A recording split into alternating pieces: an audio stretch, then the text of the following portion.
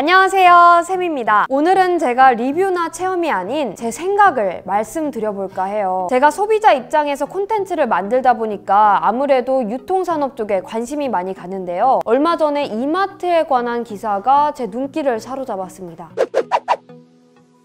이마트가 온라인 공습에 어렵다는 거 다들 아시죠? 이마트가 지난 21일 결단을 내렸습니다. 강희석 베인앤컴퍼니 파트너를 이마트 신입 대표로 영입한 건데요. 창립 26년 만에 처음으로 외부에서 CEO를 데려온 것이고요. 더군다나 정기 인사를 2개월 앞둔 시점에 수장을 교체한 것이어서 화제가 되고 있는데요. 신세계 정용진 부회장의 위기의식이 크다는 해석도 나옵니다. 다들 아시다시피 이마트가 지난 2분기에 사상 첫 적자가 났습니다. 영업 손실이 299억 원에 달했는데요. 작년 한때 32만 원이었던 이마트 주가가 11만 원대로 떨어지면서 한 번에 일토막이 났고요. 신용 등급도 하락했습니다. 이마트의 CEO 외부 수혈은 이런 점에서 긴급 처방인 거죠. 추락하는 이마트에 부활의 날개를 달아줄지 저도 관심이 큰데요. 우선 강희석 신임 대표에 대해서 이야기해볼까 해요. 강 대표는 이미 이마트 내부 사정에 밝다고 해요. 일렉트로마트, 노브랜드, 삐에로 쇼핑 등 이마트 전문점 사업에 컨설팅을 했고요. 또 스타필드 운영사인 신세계 프라퍼티 설립과 관련해서도 컨설팅을 했다고 해요. 특히 눈에 띄는 대목이 있어요. 강희석 대표가 지난해 월마트의 사례를 이마트에 컨설팅했다는 건데요. 강희석 대표의 이마트가 월마트의 사례를 더욱 적극적으로 벤치마킹할 것이라고 예상되는 이유입니다. 월마트의 올해 2분기 실적 보고서를 보면요. 매출액이 작년 동기 대비 1.8% 증가한 1,304억 달러를 기록했습니다. 최근 몇 년간 정책이었던 매출이 반등에 성공한 건데요. 부문별 실적을 보면 내용은 더 좋아요. 이커머스 매출이 예상을 뒤엎고 무려 37%나 증가했다는 게 주목할 점이죠. 월마트의 온라인화가 성공적으로 진행되고 있다는 걸 확인시켜 준 거니까요. 비결은 저는 배송 서비스의 혁신에 있다고 봅니다. 월마트는 작년 5월 문자로 주문하면 당일에 배송받을 수 있는 젯블랙 서비스를 시작했는데요. 35달러 이상만 주문하면 무료 배송입니다. 이는 아마존 프라임을 이용하려면 매달 119달러의 멤버십비를 내야 하는 것과 차별화되죠. 또한 월마트 직원들이 개인 차량으로 퇴근길에 있는 배송지에 상품을 배송하는 퇴근길 서비스도 있어요. 또 픽업 서비스도 굉장히 잘 되어 있어요. 물건을 온라인으로 주문하면 매장이나 가까운 페덱스에서 픽업할 수 있는 클릭 앤 콜렉트라는 서비스도 시행하고 있습니다. 식료품 같은 경우에는 퇴근길에 들르면 직원이 직접 차에 실어주는 서비스까지 진행하고 있다고 해요. 여기서 한 걸음 더 나아가 최근에는 직원들이 직접 냉장고 안까지 넣어주는 인홈 딜리버리 서비스도 도입했다고 해요.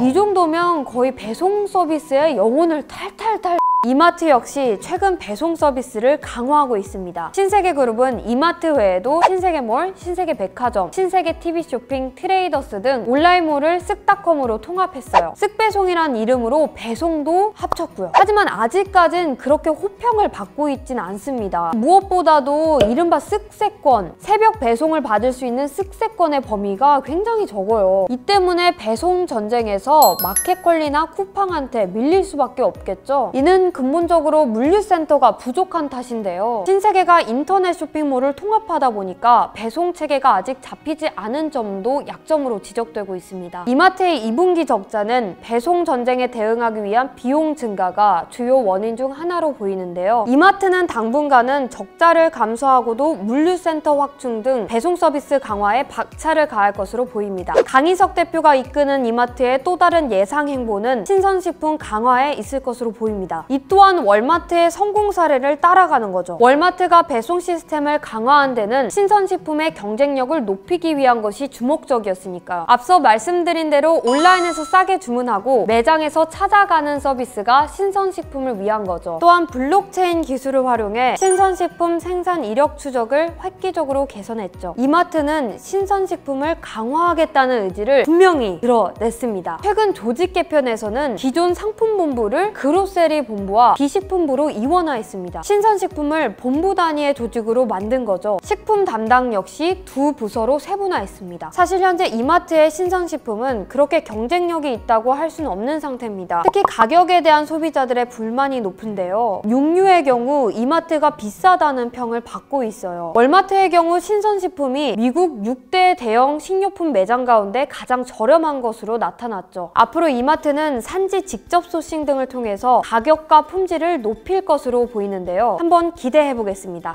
이마트는 월마트가 걸었던 디지털 전환과 신선식품 강화라는 방향성을 따른 것으로 보이지만 미국보다 경쟁이 더 치열한 한국 시장에서 과연 다시 이마트의 명성을 되살릴 수 있을진 미지수입니다. 로켓 배송을 앞세운 쿠팡과 새벽 배송으로 신선식품 시장을 빠른 속도로 장악해 나가는 마켓컬리의 공세가 매서운데요. 전형적인 오프라인 기업인 이마트가 자체적인 혁신 노력만으론 역부족이라는 견해가 적지 않습니다. 그래서 결국 월마트처럼 온라인 기업들을 인수하는 M&A에 나설 것이라는 전망도 많습니다. 월마트는 2016년 아마존 킬러라는 별명을 갖고 있던 전자상거래 업체 Z닷컴을 33억 달러에 인수한 뒤 아마존 프라임 서비스를 겨냥한 이틀 내 무료 배송을 도입했죠. 한간에는 마켓컬리를 콕 집어서 신세계가 눈독을 들이고 있다는 추측도 나옵니다. 마켓컬리는 매출이 2017년 466억 원에서 작년에는 1571억 원으로 3.4배로 급증하면서 돌풍을 일으키고 있습니다. 하지만 영업 손실을 보면 같은 기간 124억 원에서 337억 원으로 3배 가까이 불어났죠.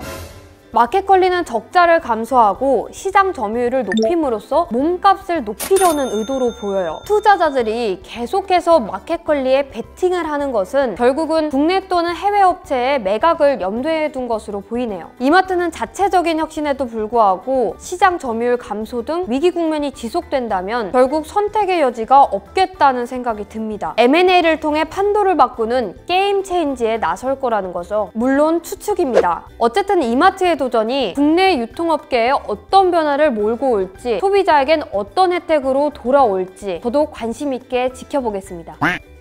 오늘은 뜬금없이 이마트 얘기를 이렇게 장황하게 했는데요. 다음에는 더 재밌고 유익한 콘텐츠로 돌아올게요. 안녕!